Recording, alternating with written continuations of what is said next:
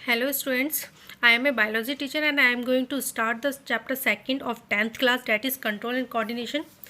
Control and coordination को start करने से पहले मैं आपको कंट्रोल एंड कोऑर्डिनेशन के बारे में कुछ एग्जांपल्स के थ्रू आपको बता रही हूँ। फॉर एग्जांपल, जैसे हमारी बॉडी में डिफरेंट ऑर्गन्स होते हैं, जैसे हमारा किडनी है, हमारा हार्ट है, हमारा डाइजेस्टिव सिस्टम है। ये सारे के सारे जो हमारे ऑर्गन्स होते हैं एक कंट्रोल मैनर में वर्क करते हैं।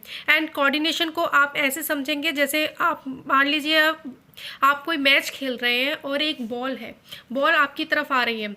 आपने देखा कि आप अपनी आंखों से देखते हैं कि बॉल आपकी तरफ आ रही है, तो आपके माइंड आपको सिग्नल देता है और आप उसे हाथों से कैच करते हैं। तो आंखों, माइंड में और आपके हाथों के बीच में ये सारे ऑर्गन्स ने जो कोऑर्डिनेशन किया है, यानी कि जो तालमेल बिठाया है, हम उसको बोलते हैं कोऑर्डिनेशन। तो इस चैप्टर में हम पढ़ेंगे कि कंट्रोल एंड कोऑर्डिनेशन के बारे में। हम जब बात करते हैं कंट्रोल एंड कोऑर्डिनेशन की, तो हम बात करते हैं लिविंग विंग्स की। लिविंग ऑर्गेनिज्म में हम दो चीज़ों की बात करते हैं, एक एनिमल्स की और एक प्लांट्स की, क्योंकि हमारे 10th की जो भी बायोलॉजी है वो एनिमल्स और प्लांट दोनों को साथ लेकर चल रही है। तो living organism responds and react to various stimuli like heat, light, cold, touch, pressure etcetera. यानी जितनी भी लिविंग ऑर्गेनिज्म होती है, चाहे वो प्लांट हो या एनिमल हो, वो एक्सटर्नल जो फैक्टर्स होते हैं उनके अगेंस्ट कुछ ना कुछ रिएक्शंस दिखाते हैं, कुछ ना कुछ एक्टिविटी शो करती हैं, जो हम कंट्रोल एंड कोऑर्डिनेशन के चैप्टर में पढ़ेंगे। फॉर एग्जांपल, जैसे हम किसी गर्म प्लेट को हम टच करते हैं अपने हाथों से। जैसे ही हम गर्म प्लेट को अपने हाथों से टच करते हैं, सडनली हमारा हाथ वहाँ से हट जाता है। क्यों? क्योंकि हम जब उसे टच करते हैं वो गर्म लगता है और सडनली हमारा हाथ जो वहाँ से हटा है। तो यानी कि हमारे स्किन और हमारे ब्रेन में जो कोऑर्डिनेशन बना है हमारे हाथ के बीच में, वो आता है आपका कंट्रोल एंड कोऑर्डिनेशन में। Take off the hand on touching a hot object, this is the example of control and coordination का। इसको ज़्यादा एक्सप्लेन ना करते हुए हम आते हैं control and coordination in plants पे। जब हम एनिमल्स की बात करते हैं तो एनिमल्स में कंट्रोल एंड कोऑर्डिनेशन होता है हमारे नर्वस सिस्टम के थ्रू। लेकिन हमारे जो प्लांट्स की हम बात करते हैं तो प्लांट्स में तो नर्वस सिस्टम नहीं होता है किसी भी तरह का, ना ही इसमें सेंस ऑर्गन होते हैं, जैसे आइज़ है, नोज़ है, ईयर्स हैं। तो इसमें प्लांट्स में कंट्रोल एंड कोऑर्डिनेशन कैसे होगा? प्लांट्स में कंट्रोल एंड कोऑर्डिनेशन होता है कुछ हार्मोन्स के थ्रू। यानी कि प्लांट्स की ग्रोथ के लिए, यानी कि प्लांट्स में के बॉडी पार्ट्स को कंट्रोल करने के लिए या उनके पार्ट्स में कोऑर्डिनेशन बनाने के लिए हम कुछ हार्मोन्स यूज़ करते हैं। हार्मोन्स को हम फाइटो हार्मोन्स भी बोलते हैं। फाइटो हार्मोन्स क्यों बोलते हैं? फाइटो आया है आपके प्लांट्स के लिए और हार्मोन्स, क्योंकि हार्मोन्स आपके प्लांट्स में से निकल रहे हैं, इसलिए हम इन्हें फाइटो हार्मोन्स बोलते हैं।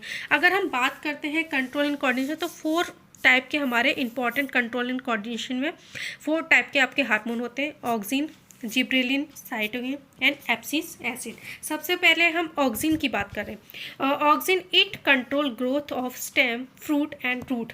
ऑक्सिन होता है, auxin are a powerful growth hormone. ये बहुत इंपॉर्टेंट होता है प्लांट के लिए और नेचुरली प्रोड्यूस होता है ये प्लांट में। ये सेल डिवीज़न को भी प्रमोट करता है, यानी कि प्लांट की जो ग्रोथ है उसको भी प्रमोट कर रहा है। इसके साथ इलोंगेशन ऑफ स्टेम, ग्रोथ को रेगुलेट कर रहा है, स्टेम्स को, बड को, रूट को, इन सब को प्रमोट कर रहा है, यानी कि इनकी ग्रोथ में। जैसे फॉर एग्जांपल मान लो आपका कोई प्लांट है, तो ऑक्सिन हमेशा प्लांट की टिप पर यानी कि एपिकल पर प्रेजेंट होगा, और रूट है तो ये नीचे रूट एपिकल पर प्रेजेंट होगा। हमेशा ये टिप पर प्रेजेंट होता है, चाहे वो स्टेम में प्रेजेंट हो, चाहे वो रूट में प्रेजेंट हो, चाहे वो बड में प्रेजेंट हो। ये हमेशा एपिकल यानी कि उसकी टिप पर प्रेजेंट होता है, हमेशा टिप पर प्रेजेंट होगा और उसकी स्टेम, फ्रूट और उसकी ग्रोथ को प्रमोट करता है। यानी कि जो पेड़ पौधे अगर बढ़ रहे हैं, आपने देखा होगा अगर प्लांट के ऊपर कोई बड निकली है नहीं, अगर आप उसे तोड़कर हटा देंगे तो प्लांट की ग्रोथ रुक जाती है। क्यों? अगर आप रूट है, रूट को अगर आप टिप को हटा देते हैं तो प्लांट ग्रोथ करना रुक जाता है। क्यों? क्योंकि जो ऑक्सिन है जो ग्रोथ के लिए रिस्पॉन्सिबल है वो हमेशा टिप पर प्रेजेंट होता है और टिप को रिमूव करते ही उसकी ग्रोथ रुक जाती है। नेक्स्ट है हमारा जिब्रेलिन। जिब्रेलिन भी हमारा सेकंड बहुत इंपॉर्टेंट प्लांट हार्मोन है। It controls growth of stem, breaking dormancy of birds and seeds and growth of fruits, यानी कि जो जिब्रेलिन है वो ग्रोथ को कंट्रोल करता है स्टेम की।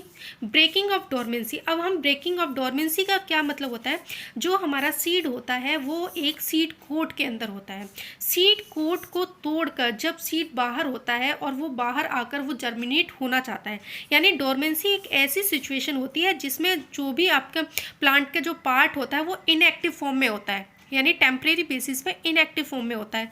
जब वो डोरमेंसी टूट जाती है तो वो एक्टिव फॉर्म में आता है और सीड का जर्मिनेशन होना स्टार्ट होता है। इसी तरह से बर्ड, आपने देखा हो न्यू प्लांट निकलता है तो उसकी जो कली होती है वो बिल्कुल बंद होती है इस तरह से, फिर धीरे धीरे ये खुलना स्टार्ट करती है।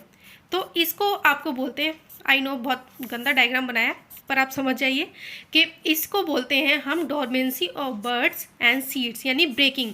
डोरमेंसी यानी कि उसको ग्रोथ करने में हेल्प करता है।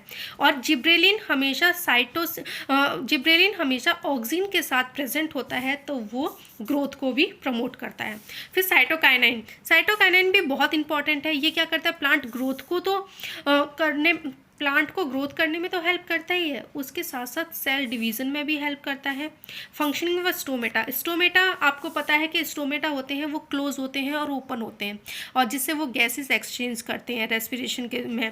तो जो ओपनिंग होती है प्लांट की, जो ओपनिंग होती है वो साइटोकाइनिन के थ्रू होती है, यानी कि स्टोमेटा। फंक्शनिंग ऑफ स्टोमेटा का मतलब है जो स्टोमेटा ओपन हो रहे हैं वो किसके हार्मोन के थ्रू हो रहे हैं, साइटोकाइनिन के। Breaking of dormancy of seed, अभी मैंने आपको बताया breaking of dormancy of seed ये भी साइटोकाइनिन के थ्रू होता है। These types of hormone present more in the seeds and fruits, और नॉर्मली ये किस में प्रेजेंट होते हैं, सीड्स एंड फ्रूट्स में प्रेजेंट होते हैं।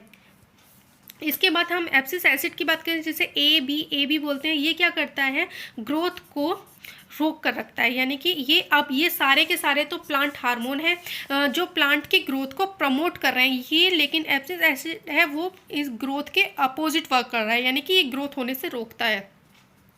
अब स्टोमेटा की फंक्शनिंग पर भी हेल्प करता है। स्टोमेटा की फंक्शनिंग का क्या मतलब है, हमने ऊपर बात किया साइटोकाइनिन ओपनिंग में हेल्प करता है और ये क्लोजिंग में हेल्प करता है, यानी कि जो क्लोज हो रहे हैं स्टोमेटा जो क्लोजिंग हो रही है स्टोमेटा की, उसमें एब्सिस एसिड आपकी हेल्प करता है और प्रमोट करता है डोरमेंसी ऑफ सीड को।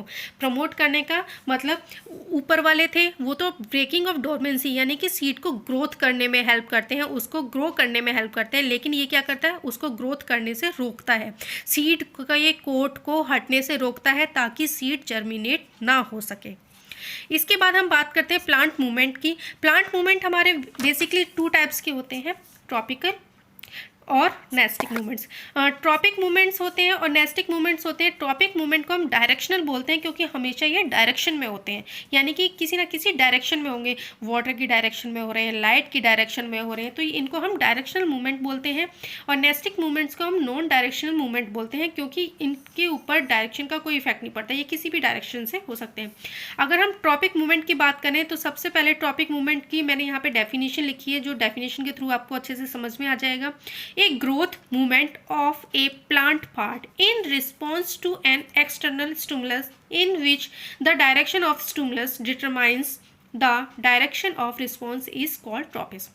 यानी कि आपका जो एक्सटर्नल जो जितने भी फैक्टर्स हैं उनके अगेंस्ट जब कोई प्लांट डायरेक्शनल मूवमेंट शो करता है तो हम उसको ट्रॉपिक मूवमेंट्स बोलते हैं।